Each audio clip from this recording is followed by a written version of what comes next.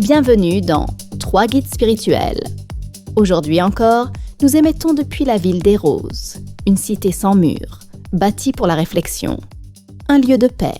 Et c'est ici même, au cœur de cette paix, que nous voulons aborder le plus sombre de tous les sujets, la guerre. Plus précisément, les guerres qui ont été et sont encore menées au nom de Dieu. Mes invités aujourd'hui sont à nouveau Jésus, Mohammed et Bouddha. J'aimerais vous poser la question directement, car elle brûle les lèvres de millions de personnes. Au nom de vos enseignements, des croisades ont été lancées, des empires conquis et des guerres saintes menées. La croix a été peinte sur des épées, le drapeau de l'islam brandi lors de conquêtes. Comment votre message d'amour, de paix et de miséricorde a-t-il pu être transformé en une arme? Jésus, les croisades ont porté ton nom. Chaque fois qu'un homme lève les armes contre un autre par haine en prononçant mon nom, mon enseignement est crucifié. J'ai enseigné « Aimez vos ennemis ».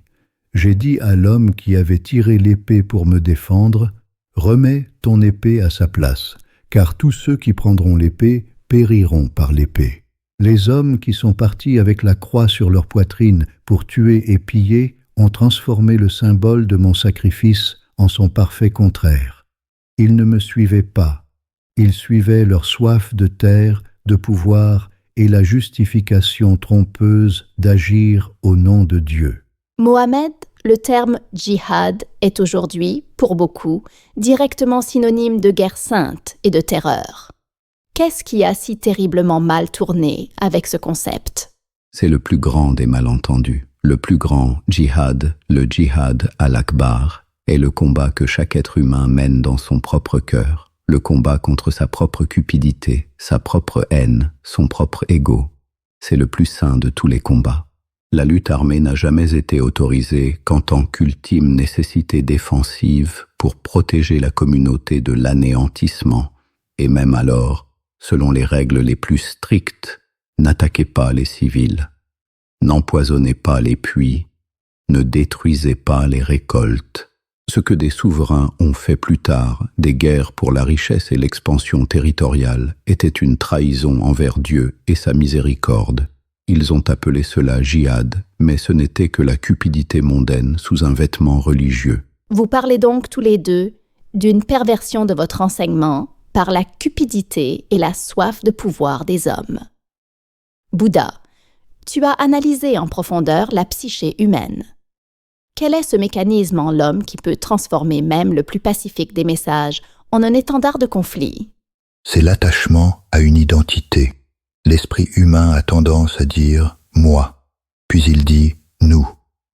Dès qu'un « nous » existe, nous les chrétiens, nous les musulmans, nous les bouddhistes, l'esprit crée inévitablement les autres.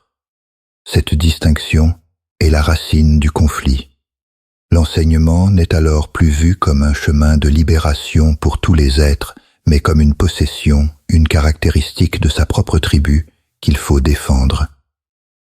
Il s'agit donc de cette pulsion humaine à se définir à travers un « nous » et par conséquent à se distancier des autres. C'est exactement ce que j'ai vu chez les pharisiens de mon temps. Ils étaient attachés à leurs règles et à leur identité de purs, oubliant l'essentiel, l'amour et la miséricorde. Ils défendaient leurs murs au lieu d'ouvrir leur cœur. Le Coran met explicitement en garde contre le fait de diviser la foi en factions et de se combattre les uns les autres. L'unicité de Dieu exige l'unité fondamentale de l'humanité. Rappelez-vous que vous descendez tous d'Adam, et que le plus noble d'entre vous auprès de Dieu n'est pas le plus fort, mais le plus pieux et le plus juste. Ainsi, quand vous vous battez les uns contre les autres, c'est frère contre frère qui combat.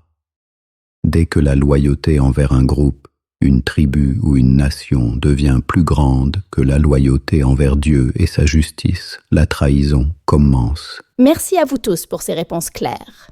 Et maintenant, je m'adresse à toi. Toi qui écoutes cette émission. As-tu aussi une question que tu aimerais poser au guide spirituel? Alors, écris-la nous sur les réseaux sociaux de la Ville des Roses. Peut-être que ta question deviendra le sujet d'un de nos prochains épisodes. On se retrouve dimanche prochain.